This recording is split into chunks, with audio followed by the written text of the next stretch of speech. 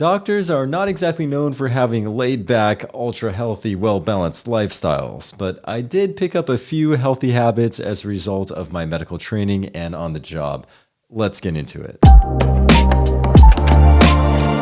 What's up everyone, Mike Muellner here. I'm an internal medicine doctor from Los Angeles, California, and today I want to talk about 5 healthy habits that I picked up courtesy of the medical profession. This is in contrast to a video I did yesterday talking about 5 very unhealthy habits. If you're interested in that video, you can check it out here. But with no further ado, let's dive right in. Healthy habit number 1, working in the medical profession has allowed me to stop being a hypochondriac. So my whole life, I've always been afraid that I'm gonna get some sort of very serious illness. Every time I get a headache, I think I've got some kind of cerebral aneurysm that's about to rupture. If I get chest pain or any sort of chest discomfort, I think I'm having a heart attack. Part of this could be because when I was a kid, I had 𝐂𝐎�'s disease. That's a type of vasculitis. I ended up in the hospital for 1 week.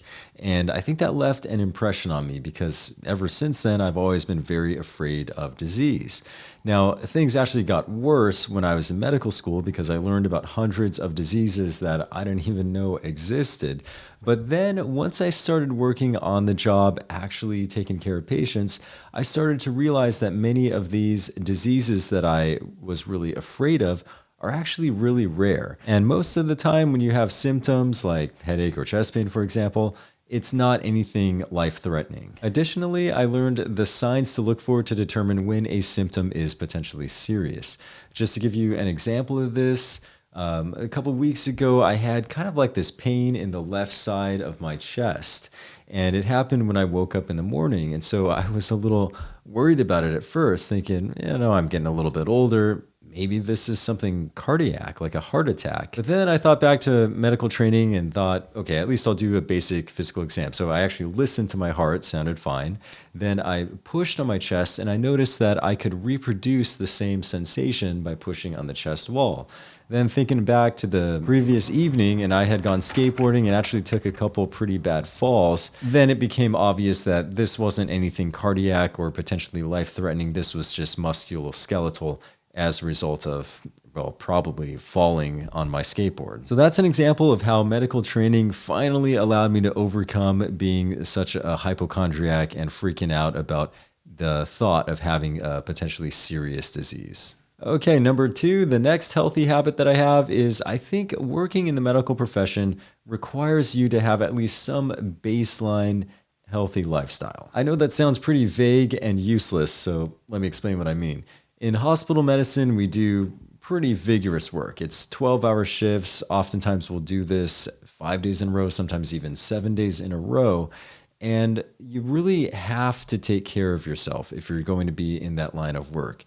You certainly can't be staying up all night, partying all the time, hungover half the time. It would be impossible to do the job with that sort of lifestyle. So like it or not, I think the very rigorous workload does require that you take care of yourself, at least to a certain extent. Now, it is hard to really take care of yourself, making time for personal wellness, making time for working out when you do have those busy schedules, and also schedules that change all the time. Sometimes I'll do night shifts and then I'll be on evening shifts, then day shifts. So it's hard to really have any sort of healthy routine going to the gym every day at the same time, for example. But I think because the job is so challenging, mentally challenging, physically challenging, emotionally challenging, you really do have to take care of yourself, at least for the basics. Go to sleep at a reasonable hour, try to get some exercise, and eat a diet that's not too over-the-top ridiculous. So I think that that is another healthy habit that working in the medical profession has allowed me to have. Next, I think my medical training definitely cured my propensity towards procrastination, because in college, I was the king of procrastination. Oftentimes I wouldn't study for exams until, pretty much like a couple nights before the test, and I would do okay. But in medical school, there's just too much information. You're not going to succeed with that mindset. So I learned very early on, even within the first quarter of my first year of medical school that you just can't procrastinate. You got to read, you got to study a little bit every night, do practice questions every day to help prepare for the board exams. And I've tried to extrapolate this to other areas in my life with varying degrees of success. Maybe I'm not doing that great because I still haven't done my taxes yet. I've been totally procrastinating on that. But I think had it not been for medical school, I probably would have continued to be a hardcore procrastinator in everything in my life, and nothing would have changed. Next, I think we're on number 4 already. So the next healthy habit is no more social anxiety, or at least a lot less social anxiety. So when I was a kid, I was really nervous around people. I did not like interacting with people, really. I didn't even want to order food at a restaurant. I was 21 years old and my mom still had to order food for me. Okay, I'm just kidding. It wasn't that bad, but I was definitely really shy. And it's something that I battled with all throughout elementary school, high school, and even into college. A little fun fact, I was voted most quiet in my senior yearbook. And this is something that I never really liked about myself. And I always wanted to change it because it just seemed like it was very limiting. You don't get the most out of life if you're too afraid to interact with people. And I never really had much success getting over it until I was in my 3rd year of medical school when I started doing clinical rotations. So here, like it or not, I was going to meet anywhere between 15 and 30 new people every single day, if you think about all the patients and their families. And so this was a really great experience because in a way it was kind of like desensitization therapy for people with phobias.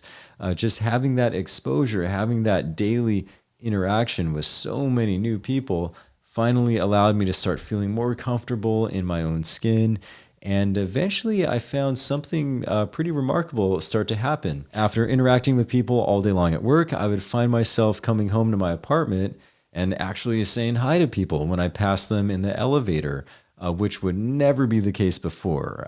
Before medical school, I was the guy who would just kind of look down at the floor and just walk straight, wouldn't want to interact with anyone because I was afraid to. So I think this was a really healthy and positive habit that medical training allowed me to obtain. And finally, the last healthy habit I want to talk about is decisiveness. So by nature, I'm kind of go with the flow, laid back kind of guy. You would often hear me say things like, I don't know what to eat. What do you want to eat? Or what do you want to do? Try to defer decisions to other people. But here's the thing, you can't do that in medicine because fundamentally what a doctor really is ultimately is a decision maker. A doctor doesn't always have all the answers or a crystal clear understanding about a certain disease process, but at the end of the day, the doctor has to make a decision, even in times when there's very limited data available, such as making a decision spur of the moment in the emergency department, for example.